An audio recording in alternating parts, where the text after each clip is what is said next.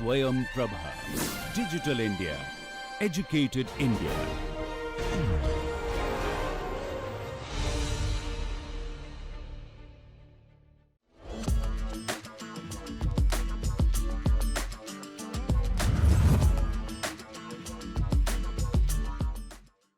Welcome to the next big idea.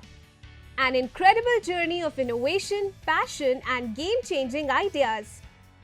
Let's see what this team brings to the table.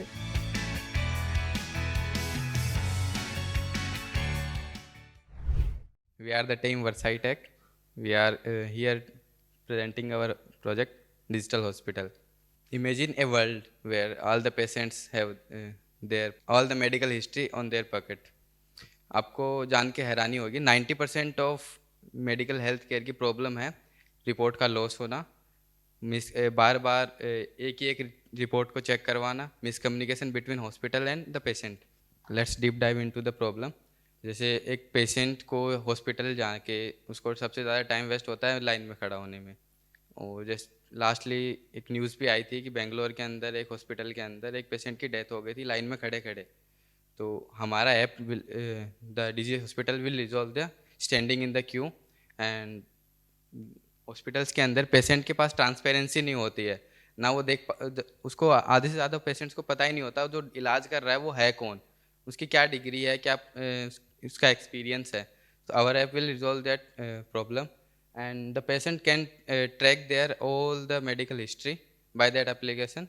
Like we will provide all the different portals for the hospital like doctor, nurse and all the jobs they are providing like receptionist, so that the streamline of all the integration with the portal and application. The solutions: transparency for patients, booking appointment, disease as per the category. Doctor can update all the prescription and lab report or live on the app, no need to carry the paper. Lab reports with simple explanation, like if anyone has report in the HBC 123 is there, then the consult to a dietitian.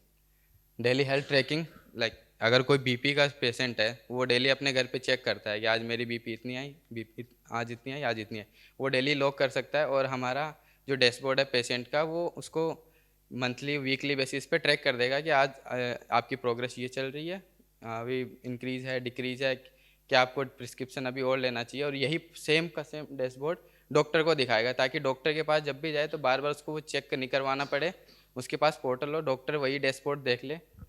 क्योंकि doctor का 30% of time waste होता है उसके अंदर बार बार पुराने paper check करने में. इसलिए जब डॉक्टर के पास पेशेंट जाएगा वो अपनी एक पेशेंट आईडी दिखाएगा, उस पर डॉक्टर को सारा डिटेल्स दिख जाएगा प्रीवियसली और अभी जो क्या चल रहा है, उसके बेसिस पे डॉक्टर ट्रीटमेंट आगे फर्दर कर सकता है. And hospitals are wasting lots of money on the solid HMS and paperwork. So we can create a hospital completely digitalized. इस ऐप से हमें बेनिफिट ये होगा, ये पेशेंट के लिए अलग बेनिफिट है और हॉस्पिटल के लिए भी बेनिफिट है. पेशेंट्स के लिए ये बेनिफिट है कि no need to stand in a queue, उसको लाइन में लगने की ज़रूरत नहीं पड़ेगी, वो ऐप के थ्रू ही वो अपॉइंटमेंट भी ले सकते हैं, सब चीज़ इसमें ऐप के थ्रू ही कर सकते हैं. ठीक है. इसके बाद इसमें ये है कि जो हमारे बहुत सारे पेपर्स वर्क होते हैं, जैसे कि बहुत सारे पेपर्स होते हैं ना, जैसे कि हम बहुत मेडिकल ट्रीटमेंट ले रहे हैं तो हमारे पास एक्सरे हुआ, चाहे बहुत सारे रिपोर्ट्स हुआ, वो सारा इसमें ही हम फिल कर सकते हैं, डाल सकते हैं और एक जगह जमा रहेगा. उसके बाद इसमें ये है कि हम कोई भी जैसे कि स्पेसिफिक डॉक्टर को दिखाना चाहते हैं, जैसे स्किन से रिलेटेड है तो डर्मोलॉजिस्ट को डायरेक्ट हम यहीं से अपॉइंटमेंट कर सकते हैं उनके बेसिस पे कि उनकी डिग्री क्या है, उनकी रिव्यू सब देख के. और इसमें ये है कि फैमिली मॉनिटरिंग भी कर सकते हैं. अगर हमारे फैमिली वाले कोई बीमार हैं तो उनकी रिपोर्ट्स हम बैठे बैठे चेक कर सकते हैं कि उनकी हेल्थ से रिलेटेड उनकी सारी चीज़ें.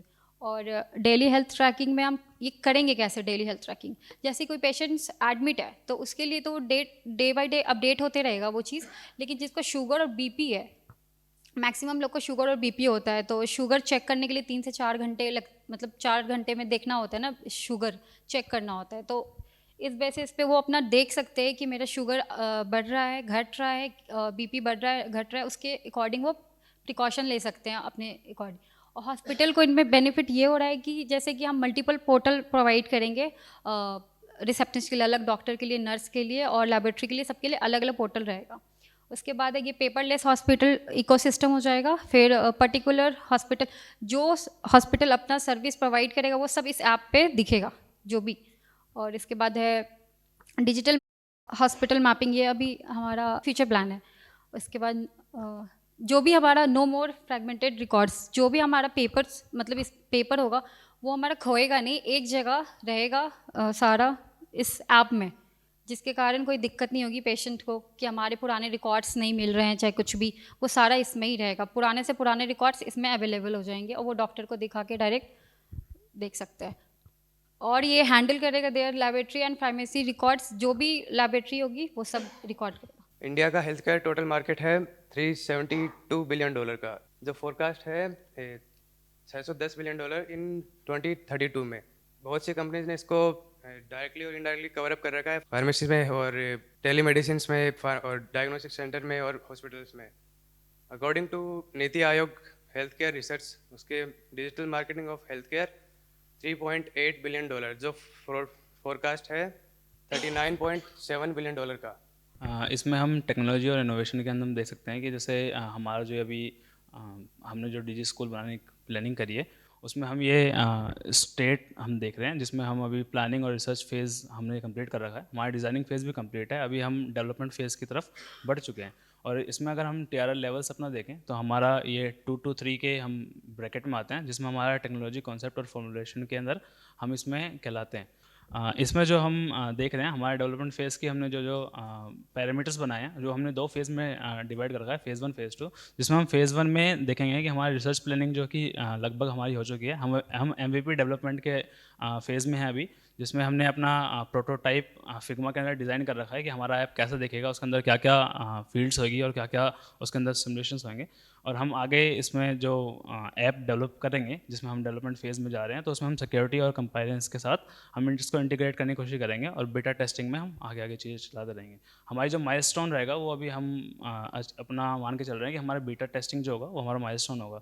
आप राइट साइड में देख सकते हैं जैसे कि इसमें यूनिक कोड का हमने एक कॉम्बिनेशन बनाया है, जो कि हमारे यूज़र को डिफ़ाइन करेगा कि वो किस कैटेगरी में है और किस बेस पे है, उस हिसाब से। जैसे मैंने अपने इस यूनिक आईडी को 3 हिस्सों में बांट रखा है, जो कि हमारा इनिशियल फेज़ दिखाएगा HR26। जैसे ये मेरे होम टाउन का है, जैसे मैं हरियाणा गुड़गांव का हूँ, तो वहाँ का ये एक बार को हमारा RTO कोड है, जो हमारे ट्रांसपोर्टेशन से हम ले सकते हैं, जो हमारे यूनिक आइडेंटिटी की तरह काम करेगा कि हमारे डिस्ट्रिक्ट और एक सब डिस्ट्रिक्ट के अंदर हम कैसे एग्रीगेट कर पा रहे हैं। पिन कोड जो है वो हमारे एक सब लोकल पोस्ट को लोकेट करेगा, जो हमारी चीज़ों को बताएगा। यूनिकनेस जो है वो हमारी ऐप के अंदर से इनबिल्ट कहलाएगा। जब भी पेशेंट हॉस्पिटल जाएगा तो उसको अपना स्टेट बताना है और अपना पिन कोड बताना है। उसके बाद वो यूनिक आईडी वगैरह अगर वो नेम से भी फेच कर सकता है, क्योंकि ये इसीलिए किया गया है कि हम जो भी, क्योंकि हम इसको यूनिफाइड बनाना चाहते हैं, एक app for all the patients.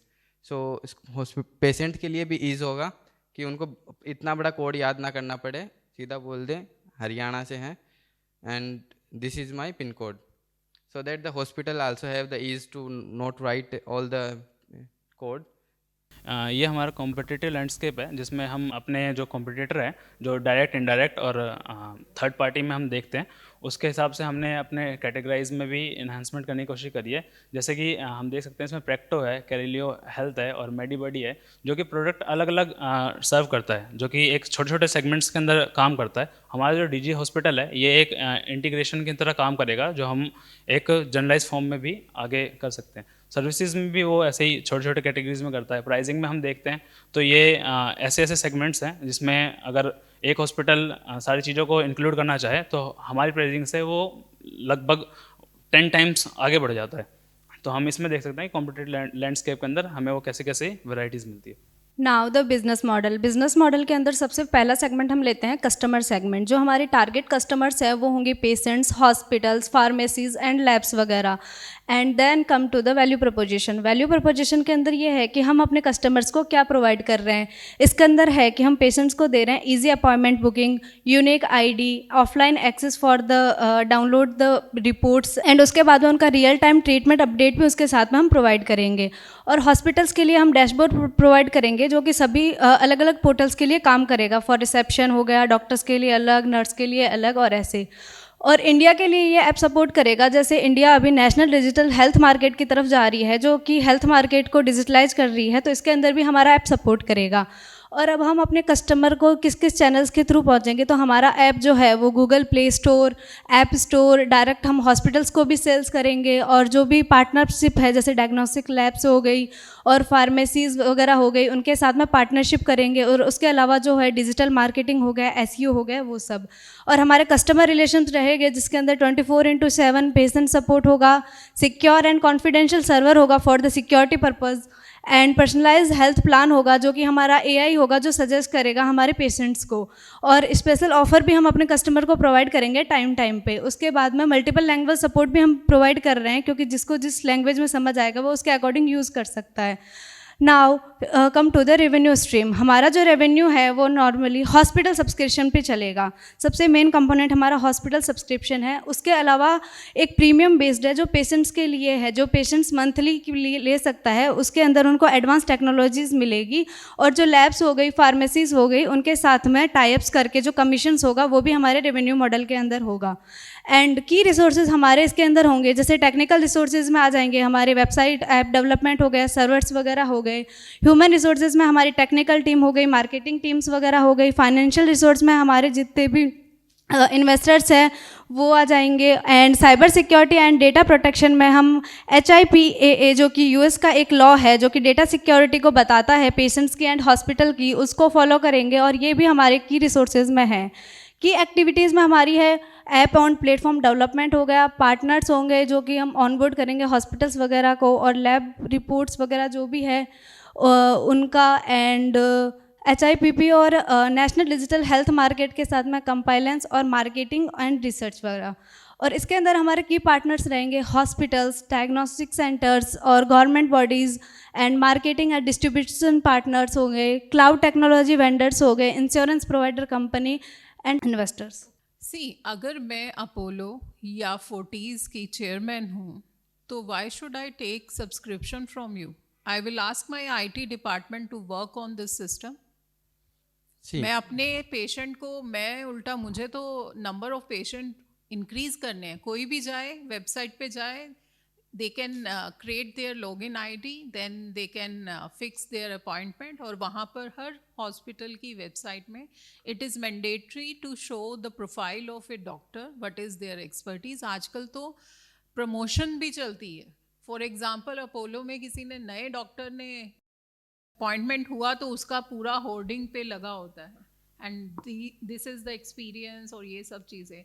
End of course the repository का जो आप कह रहे हो उसमें आपकी हिस्ट्री भी सेव रहेगी। ये तो हर जगह होता है, हर जगह ये होता है। वो और आप इसके अलावा जो आपने अपने कॉम्पिटिटर्स बताए हैं ना, देयर इज़ वन स्टार्टअप मेडिसेवा, आप उसका भी देखो। उनका तो उल्टा और अच्छा कंसेप्ट इस तरह से है, वो रूरल एरिया के लोगों को केटर करते हैं जो कि सिटी में नहीं आ सकते, और उसमें वीडियो कॉन्फ्रेंसिंग भी होती है। वो थोड़ा अलग कंसेप्ट है, बट आपका जो कंसेप्ट है ना, इसमें आपका जो बिजनेस है उसमें मुश्किल आ सकती है, क्योंकि अगर बड़े बड़े हॉस्पिटल्स आपके कस्टमर्स हैं तो वो तो अपनी टीम को कहेंगे कि ऐसा बिल्ड करो ताकि वो, बिकॉज हर कोई अपना जो है हाईटेक करना चाहता है सिस्टम को, ठीक है, पेपर फ्री करना चाहता है, ठीक है। एंड गवर्नमेंट हॉस्पिटल्स का आई कैन स्टिल अंडरस्टैंड, तो वो भी गवर्नमेंट तो वैसे भी कहेगी कि अच्छा ये सॉफ्टवेयर हमें दे दो, हम यहाँ पर इम्प्लीमेंट कर लेंगे।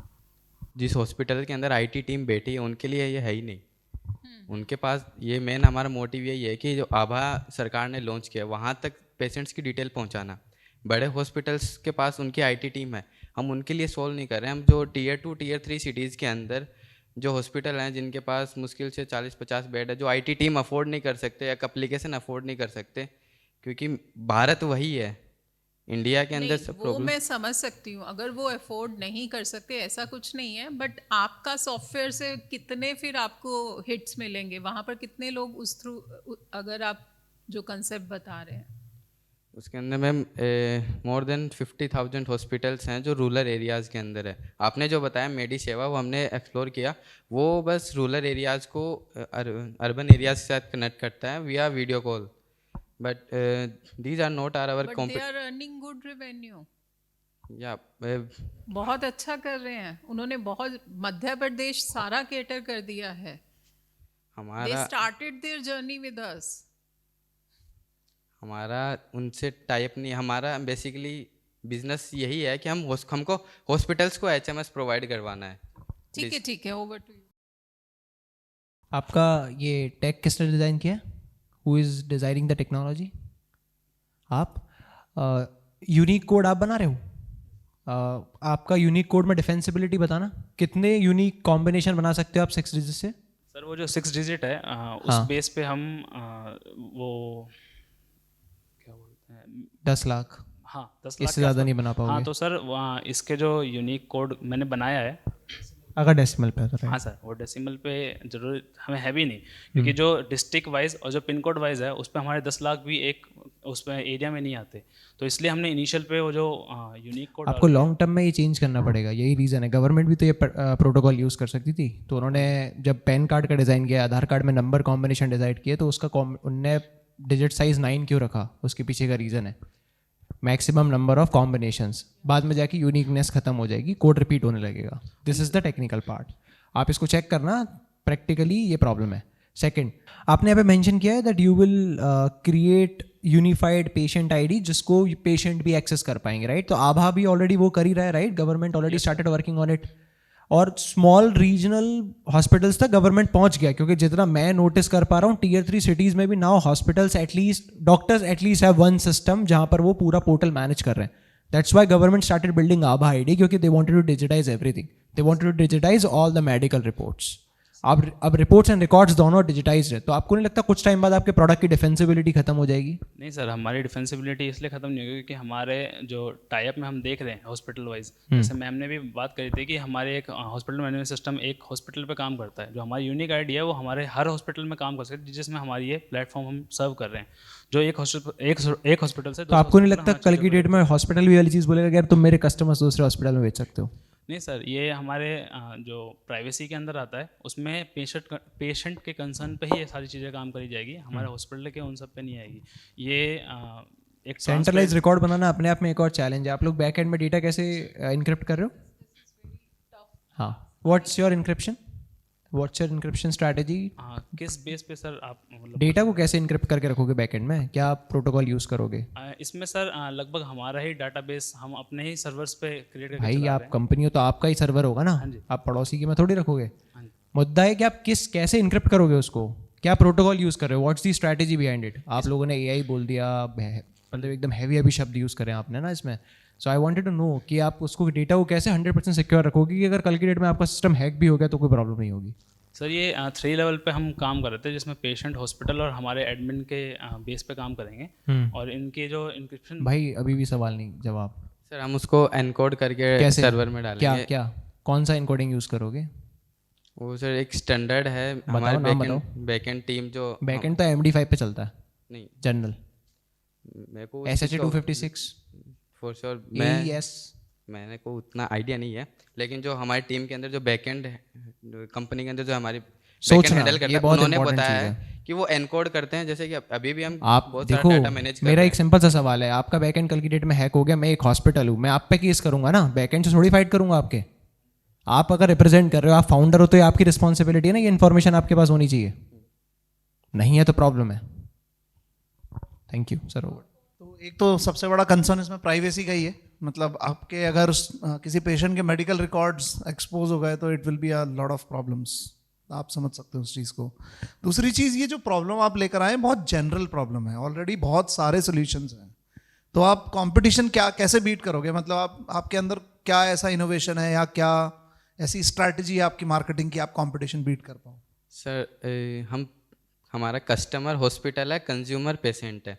हम कंज्यूमर को मार्केट करेंगे कि आपको हॉस्पिटल्स की ट्रांसपेरेंसी हम दिखा रहे हैं, मार्केटिंग इस हमारे प्रॉब्लम बहुत सारे लोग सॉल्व कर रहे हैं, पार्ट इज़ द एग्जीक्यूशन में डिफरेंस है। हम ऐप को मार्केट करेंगे पेशेंट्स को, हॉस्पिटल्स पेशेंट जाके हॉस्पिटल्स को बोलेगा कि मेरी डिजी हॉस्पिटल की आईडी इस पे डाल दो। अनलाइकली सा लगता है मतलब मुझे, क्योंकि देखो बहुत सारी ऐप्स हम ऑलरेडी यूज़ करते हैं, जैसे प्रैक्टो है, मैं प्रैक्टो बहुत फ्रीक्वेंटली यूज़ करता हूँ। मतलब मुझे अगर ऑनलाइन कंसल्टेशन लेनी होती है तो मेरे पास कोई दूसरा सोल्यूशन ही नहीं है, other than the doctor friends I have no other solution than Practo. तो मतलब इस फील्ड के अंदर एक तो क्रेडिबिलिटी बनाने में बहुत एफर्ट लगते हैं. मतलब प्रैक्टो ने बहुत टाइम सर्वाइव किया है मार्केट के अंदर, तब जाके उसकी क्रेडिबिलिटी बनी है. सर हम ऑनलाइन कंसल्टेशन दे ही नहीं रहे. हमारा ये है जो हॉस्पिटल के अंदर जा रहा है पेपर लेके, उस प्रॉब्लम को सॉल्व करना है. We will manage that data on our application. हम hospital, it's an hospital management system. हमारा consultation is not our benefit. देखो थॉट अच्छा है, ज़रूरत भी है, बट एग्जीक्यूशन और रिप्रेजेंटेशन में प्रॉब्लम है. तो आप लोग थोड़ा उस पर काम करोगे तो you will get the more I will say more engagement from the panel, और जहाँ पर भी आप पिच करोगे तो इस पर ध्यान रखो. बाकी ऑल द बेस्ट. इनिशियली जब आप बता रहे थे ना, तो ये क्लियर नहीं हो रहा था कि आप क्या कर रहे हो. बेसिकली मुझे लग रहा था कि आप अपॉइंटमेंट के बाद वहीं पे ही बात होगा. So you are mainly working on management and repository, जहाँ पर वो डॉक्यूमेंट सेव होंगे. ठीक है. और एक और चीज़ जो इनकरेक्ट आपने यूज़ की थी, TRL आई गेस 2 to 3 आपने मेंशन किया था, and you had mention we are close to minimum viable product. This is wrong. Minimum viable product वो होता है जो कमर्शलाइजेशन से पहले आपका ऑलमोस्ट रेडी होता है. Equivalent to, not exactly the refined product but equivalent to और close to. Better version is close to. ठीक है. तो ये चीज़ मत बोलना कि मिनिमम वाइबल प्रोडक्ट बन गया almost. Thank you so much. And now it's time for judges' opinion about the pitch.